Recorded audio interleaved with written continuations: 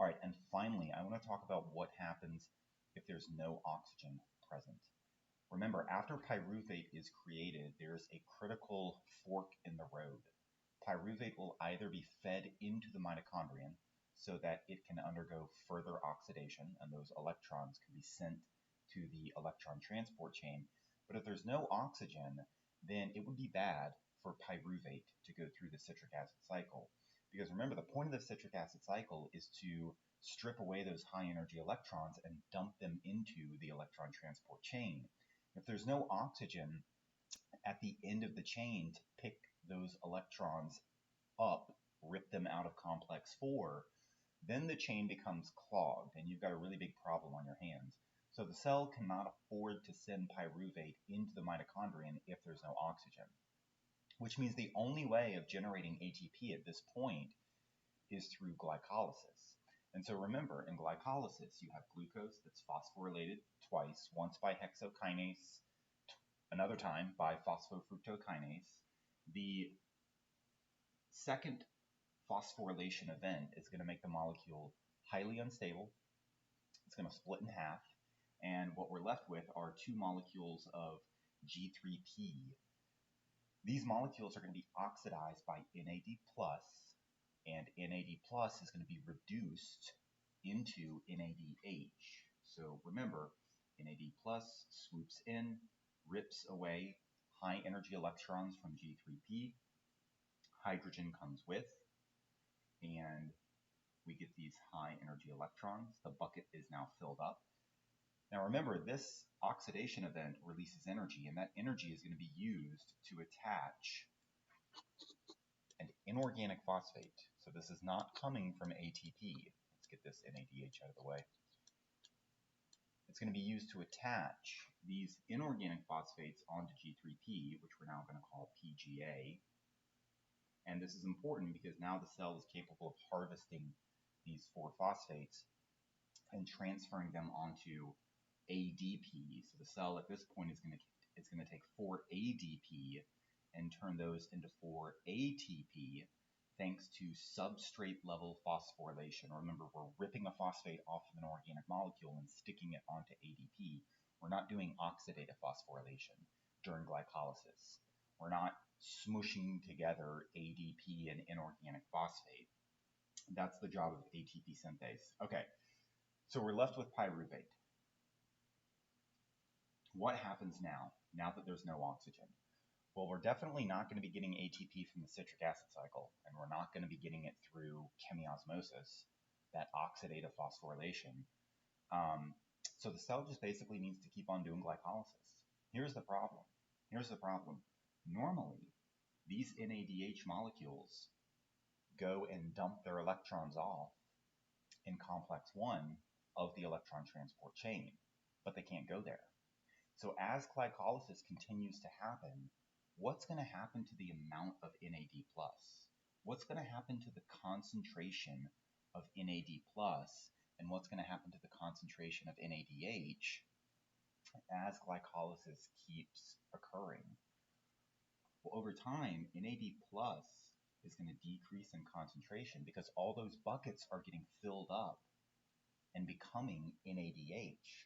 Now, this is a problem because if the cell runs out of NAD+, if all those buckets get filled up, then it can't do glycolysis anymore because remember, glycolysis can only work if G3P is oxidized by NAD+.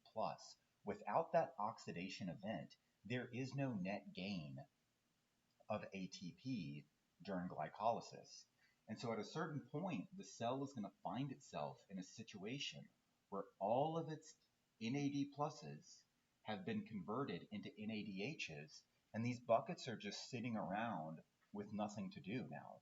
They can't oxidize G3P because they're already full.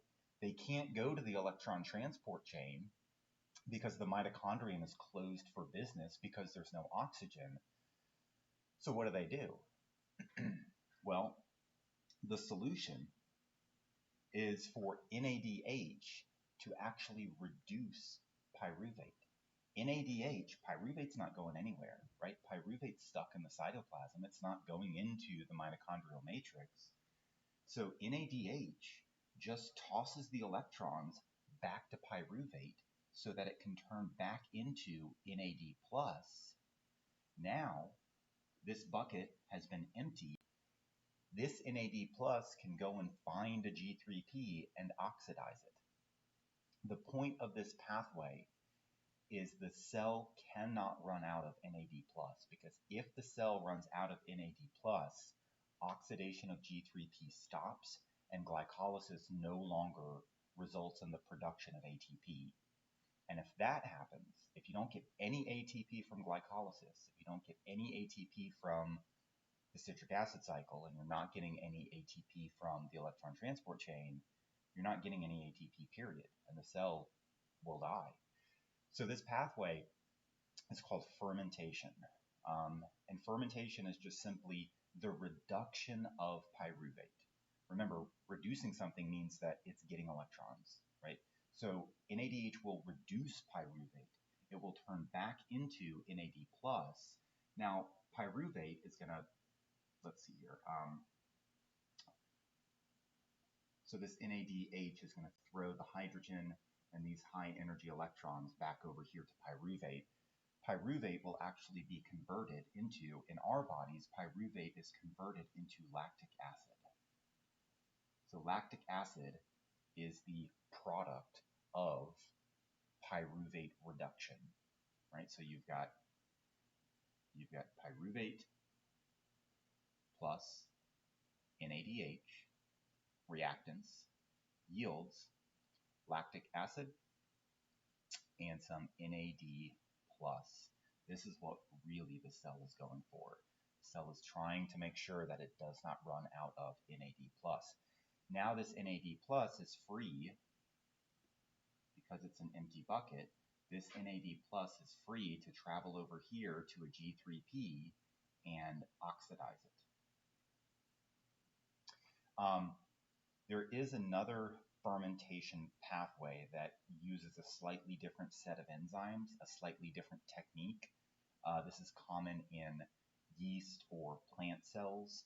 When they do fermentation, pyruvate is still going to be reduced, but because the reaction is slightly different, when their pyruvate is reduced, the pyruvate is actually going to turn into ethanol and carbon dioxide. So ethanol is a byproduct of fermentation in a lot of plants and fungal organisms.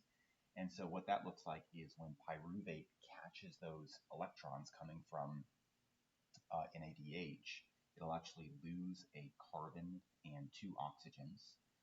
And so that is going to leave in the form of carbon dioxide. And the remaining 2 carbon molecule left behind is ethanol.